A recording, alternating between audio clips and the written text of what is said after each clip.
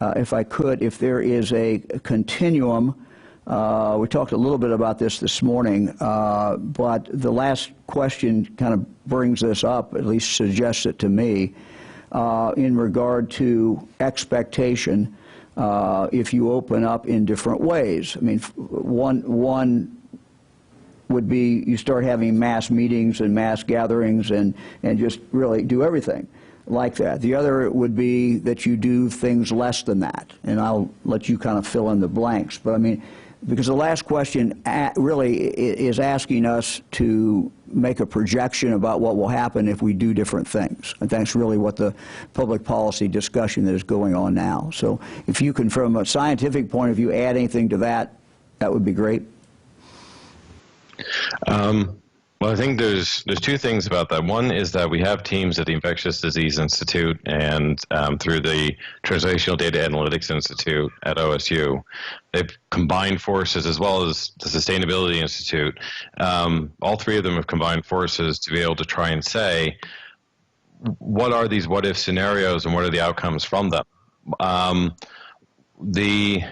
Sometimes the science just just reflects a lot of what we've known for a while, but now we have mathematical evidence for it, or we have proof that shows that this will work in this case as well.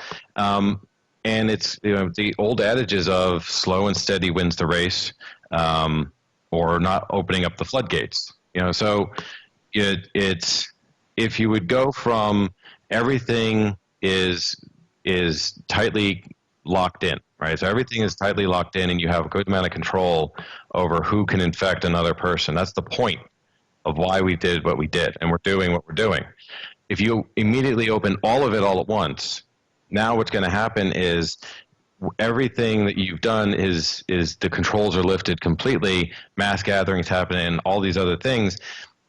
You're almost inviting another peak to occur, because that is just completely opening up the floodgates and deluging yourself with people who might be carrying it yet, and people who might never have contacted it, who can now become infected with possibly severe outcomes. So the idea of you have everybody locked, set and barriers in place, and then you slowly open things up, it's a much more controllable environment. You can gauge what's happening. It gives us time to say, did we make the correct decision in regards to a particular type of business or a particular action? It gives us the ability to say, are we seeing cases going up? If we're seeing cases going up, then we have control measures that we can put in place, and we're simulating those control measures at OSU.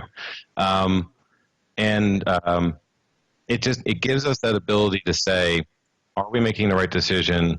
Do we have to change things? Do we have to adapt things? What is it in our toolbox that we can use to make sure that we have as healthy and as safe an opening as possible? And so it's an important layer for us to be able to make sure we have, by way of assessing in real time whether or not the safety that we think we are going to achieve is actually being realized.